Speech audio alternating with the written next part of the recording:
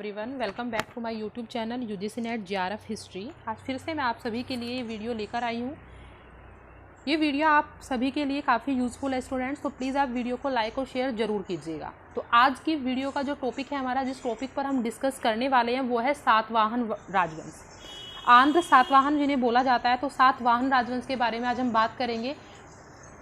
उनका इतिहास कैसा रहा है और उनके इतिहास को जानने के कौन कौन से स्रोत हैं, किन किन स्रोतों से हमें सातवाहन राजवंश के बारे में जानकारी प्राप्त होती है, हम इस वीडियो में आज डिस्कस करने वाले हैं। उनके साम्राज्य विस्तार के बारे में, उनके धर्म के बारे में और कौन कितने शासक इस राजवंश में हुए हैं उनके बारे में भी आज हम इस वीडियो में डिस्कस करेंगे। तो आज की वीडियो में स्टार्ट करते हैं स्टूडेंट्स। सातवाहन राजवंश की उत्पत्ति जो है के जो विषय है उत्पत्ति का, कि कहाँ से उनकी उत्पत्ति हुई, कैसे हुई। कुछ स्रोत हैं काफ़ी जो सातवाहन राजवंश के इतिहास के बारे में हमें जानकारी देते हैं, जैसे कुछ अभिलेख, कुछ सिक्के, कुछ स्मारक, मतलब जो उनके द्वारा बनवाए गई जो इमारतें थी उनसे भी हमें उनके समय की, उनके उस राजवंश की जानकारी प्राप्त होती है। सबसे पहले उनकी जो राजधानी थी, सातवाहनों की जो राजधानी थी वो थी प्रतिष्ठान या अमरावती। आम भाषाएं जो उस टाइम की जो भाषाएं थी वो थी प्राकृत और संस्कृत, और दक्षिण में थी मध्य द्रविड़ भाषा। उनका जो धर्म था वो हिंदू धर्म और बौद्ध धर्म को भी उन्होंने संरक्षण दिया था। स्थापना 2री शताब्दी ईसा पूर्व के अंत में। इस राजवंश की उत्पत्ति जो है निश्चित है, लेकिन पुराणों के अनुसार उनके पहले राजा ने कर्ण वंश को उखाड़ फेंका। जो उनके पहले राजा हैं, जो सीमुख हैं, जिनकी हम बात करेंगे, जो इस वंश के संस्थापक भी रहे हैं, उन्होंने कर्ण वंश के जो शासक थे उनको ख़त्म करके उनको उखाड़ फेंका था और अपने वंश की नींव रखी थी। और मौर्यों के बाद के युग में सातवाहनों ने दक्षिण क्षेत्र में शांति स्थापित की थी और विदेशी आक्रमणकारियों के हमले का विरोध किया था, ऐसा ही कहा जाता है। सातवाहनों ने सबसे पहले जो शीशे के सिक्के चलाए, इन्होंने ही चलाए। सातवाहनों ने शीशे के सिक्के चलाए, ये बहुत इंपॉर्टेंट फैक्ट है। इनके समय के कुछ अभिलेख हैं, जैसे नगनिका का नानाघाट अभिलेख, जो महाराष्ट्र में है। महाराष्ट्र के पूना जिले में स्थित है यह लेख, नगनिका का नानाघाट। इससे हमें जो नगनिका का जो नासिक लेख है, इससे हमें जो सातकर्णी प्रथम थे, जो सातवाहन वंश के एक राजा हुए हैं सातकर्णी प्रथम, उनकी उपलब्धियों का ज्ञान हमें इस अभिलेख से प्राप्त होता है। और एक और अभिलेख हमें जो प्राप्त हुआ है वो हुआ है गौतमी पुत्र सातकर्णी के नासिक अभिलेख से। एक अभिलेख और है इनका, जो थर्ड अभिलेख है वो है गौतमी बलश्री का नासिक गुहा लेख। फिर है वशिष्ठी पुत्र पुलुमावी का नासिक गुहा लेख। एक अभिलेख और है यज्ञश्री सातकर्णी का नासिक गुहा लेख। इन सभी अभिलेखों से हमें आंध्र सातवाहन राजवंश के बारे में जानकारी प्राप्त होती है। ये जो अभिलेख हैं ये ऐतिहासिक दृष्टि से बहुत ही ज्यादा महत्व रखते हैं। सातवाहन राजाओं के लेखों के साथ साथ हमें बहुत सारे स्थानों से, जो सातवाहन राजा थे उनके बहुत संख्या में सिक्के प्राप्त हुए हैं। इनसे इनके जो अध्ययन करते हैं, जब हम सिक्कों के अध्ययन करते हैं तो उस अध्ययन से हमें ये पता चलता है कि उनके राज्य विस्तार, धर्म, व्यापार, वाणिज्य, उन सभी के बारे में हमें बहुत सारी सूचनाएं प्राप्त होती है। क्योंकि जिन जिन क्षेत्रों में हमें सिक्के प्राप्त हुए हैं तो हम उनसे अनुमान लगाते हैं कि उन क्षेत्रों पर इन राजवंशों का शासन रहा होगा। ऐसी जानकारी हमें सिक्कों से प्राप्त होती है। इनके जो सिक्के थे, सातवाहनों के जो सिक्के थे वो शीशे, तांबा, पोटीन, जैसे तांबा, जिंक, सीसा, टिन मिश्रित धातु के जो बने होते थे उनसे ढलवाए गए थे। और इनके सिक्कों पर कुछ आकृतियां भी हमें प्राप्त होती हैं। कुछ आकृतियां हमें सातवाहन राजाओं के जो सिक्के थे उन पर मिली हैं, जैसे कि वृष, गज, सिंह, अश्व, पर्वत, जहाज, चक्र, स्वास्तिक, कमल, त्रिरत्न, उज्जैन चिन्ह। तो क्रॉस से जो जुड़े चिन्ह होते हैं, 4 वाले क्रॉस जो होता है, उससे जो चिन्ह होते हैं उनका अंकन हमें इनके सिक्कों पर प्राप्त होता है। देख लेते हैं।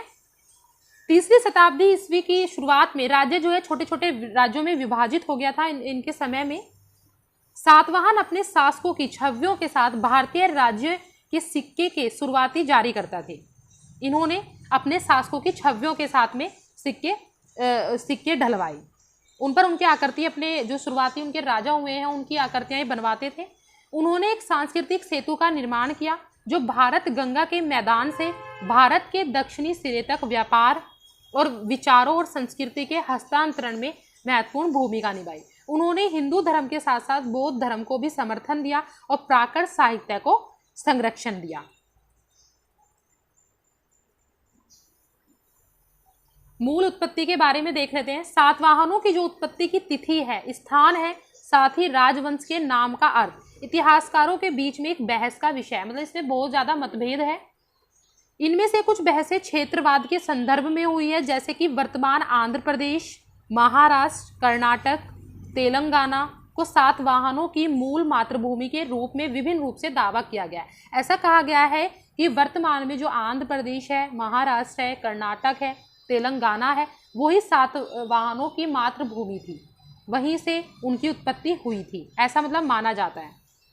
लेकिन पुराणों में इन्हें आंध्र सातवाहन या आंध्र जटिया नामों के उपयोग ने कुछ विद्वानों जैसे कि ईजे रैप्सन और आरजी भंडारकर को यह विश्वास दिलाया है कि इस राजवंश की जो उत्पत्ति है वो पूर्वी दक्षिण क्षेत्र में, जिसे ऐतिहासिक आंध्र क्षेत्र कहा जाता है फिलहाल वर्तमान में, उसमें हुई थी, ऐसा ये मानते हैं। आंध्र सातवाहन, इसलिए इस राजवंश को आंध्र सातवाहन वंश भी कहा जाता है। आंध्र प्रदेश, तेलंगाना में कथा, रानोसिरी, असर नाम के सिक्के पाए गए हैं। पुरालेख शास्त्री और मुद्रा शास्त्री पीवीपी शास्त्री ने शुरू में चिमुका को राजवंश के संस्थापक सिमुका के साथ पहचाना था। जो इन्हें सातवाहन वंश के कुछ सिक्के मिले हैं उन पर नाम मिला था चिमुका सातवाहन वंश। तो उन्होंने जो चिमुका सातवाहन वंश था उसकी जो पहचान की है वो सिमुक से की है, जो सातवाहन राजवंश के जो संस्थापक हुए हैं सिमुक, उससे उनकी पहचान की। सिमुक के उत्तराधिकारी कान्हा और सातकर्णी प्रथम कोटी लिंगला में भी खोजे गए। इन खोजों के आधार पर Ajay Mitra Shastri, D R Reddy, S Reddy, Shankar R Goyal जैसे इतिहासकारों ने सिद्धांत दिया है कि ये जो कोटी लिंगला सातवाहनों का मूल घर था, जो कोटी लिंगला है वो सातवाहनों का मूल घर था, ऐसा ये कहते हैं। प्रादेशिक विस्तार की बात करते हैं, इनके जो साम्राज्य का विस्तार हुआ। सातवाहन क्षेत्र में उत्तरी दक्षिण क्षेत्र शामिल था जो वर्तमान आंध्र प्रदेश, महाराष्ट्र और तेलंगाना राज्यों में फैला हुआ था। लेकिन कई बार उनका जो शासन है वो वर्तमान गुजरात, कर्नाटक और मध्य प्रदेश तक भी फैला था, ऐसा माना गया है, देखा गया है। तो नासिक प्रशस्ति जो गौतमी बलश्री की जो माँ थी उनके द्वारा जारी किया गया एक शिलालेख है। गौतमी पुत्र सातकर्णी का दावा है कि उसके बेटे ने एक व्यापक क्षेत्र में अपना राज्य फैलाया था और गुजरात के उत्तर में, उत्तरी कर्नाटक, दक्षिण में यह स्पष्ट नहीं है कि इन दावा किए गए क्षेत्रों पर गौतमी पुत्र का प्रभावी नियंत्रण था या नहीं। किसी भी मामले में ऐतिहासिक साक्ष्य ये बताते हैं कि इन क्षेत्रों पर उनका नियंत्रण लंबे समय तक नहीं रहा। जो ये क्षेत्र थे ये लंबे समय तक नियंत्रण में नहीं रख सके इन क्षेत्रों को। लेकिन इसके अलावा यह क्षेत्र निरंतर नहीं था। इस क्षेत्र के कई क्षेत्र शिकारी और अन्य आदिवासी समुदायों के नियंत्रण में रहे। सातवाहन राजधानी समय के साथ बदलती रही। इन्होंने अपनी राजधानी को समय समय पर चेंज करते रहे ये। लेकिन जो शिलालेख गौतमी पुत्र को बेन काटक के स्वामी के रूप में वर्णित करता है, जो शिलालेख है, यह सुझाव देता है कि उनकी राजधानी का नाम था, कि यह जो है उनकी राजधानी का नाम था। लेकिन टालमी ने प्रतिष्ठान जो आधुनिक पैठन है उसको पुलमावी की राजधानी के रूप में वर्णित किया है। सातवाहन वंश के जो राजा थे वो अपने नाम के आगे अपनी माता का नाम अपनी माता का जो नाम है उसको लगाते थे। अपनी माता के नाम से अपने नाम को बाद में जोड़ते थे। जैसे गौतमी पुत्र सातकर्णी, गौतमी के जो पुत्र थे वो सातकर्णी थे, तो मात्र सत्तात्मक, माता को ज़्यादा ऊंचा स्थान दिया जाता था, ऐसा माना जाता है। मात्र सत्तात्मक परिवार था, ऐसा मानते हैं कि सातवाहन राजवंश जो है माता का काफ़ी सम्मान करता था, माताओं को ऊंचा स्थान देता था। लेकिन अन्य समय में सातवाहनों की राजधानियों में अमरावती, धरणीकोटा या जुन्नार शामिल थे। अब इनके शासन प्रबंध के बारे में हम थोड़ा सा जान लेते हैं। इनका शासन प्रबंध कैसा रहा है। सातवाहनों ने शास्त्रों के प्रशासन के दिशा निर्देशों का पालन किया और उनकी सरकार मौर्यों की तुलना में कम शीर्ष भारी थी। इसमें कई स्तरों के सामंत शामिल थे। राजन, वंशानुगत शासक राजाओं, शूद्र राजकुमारों ने भी अपने नाम के सिक्के चलाए। महारथी वंशानुगत स्वामी जो अपने नाम पर गांव दे सकते थे, शासक परिवार के साथ वैवाहिक संबंध बनाए रखते थे।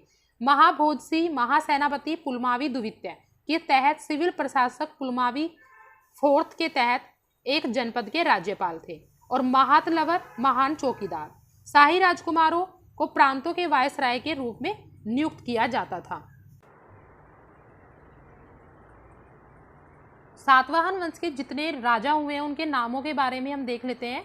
इसी प्रकार जो सिक्के और अभिलेखों से ज्ञात जो हमें कुछ राजा हैं वो ऐसे भी हैं जिनके जो नाम है वो पुराणों की सूची में हमें प्राप्त नहीं होते, लेकिन जो हमें नाम प्राप्त हुए हैं उनके बारे में देख लेते हैं। तो सबसे पहले जो राजा हुए थे सातवाहन वंश के वो हुए थे सिमुक या सिमुका, जो 100 ईसा पूर्व से पहले।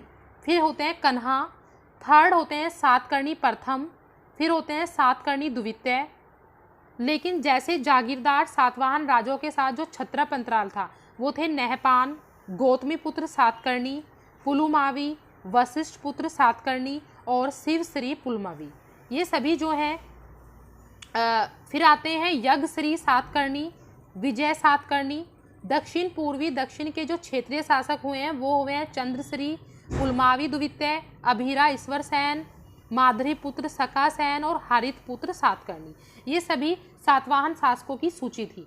तो आज के वीडियो में स्टूडेंट्स हमने सातवाहन वंश की उत्पत्ति कैसे हुई, उनके साम्राज्य का विस्तार और उन कौन कौन से शासक इस राजवंश में हुए हैं उनके बारे में देखा। नेक्स्ट वीडियो में हम सातवाहनों से रिलेटेड ही कुछ डिस्कस करेंगे, जैसे इनके शासकों के बारे में। जो सबसे शक्तिशाली जो अच्छे शासक हुए हैं वो हुए हैं गौतमी पुत्र सातकर्णी और यज्ञश्री सातकर्णी के बारे में हम बात करेंगे।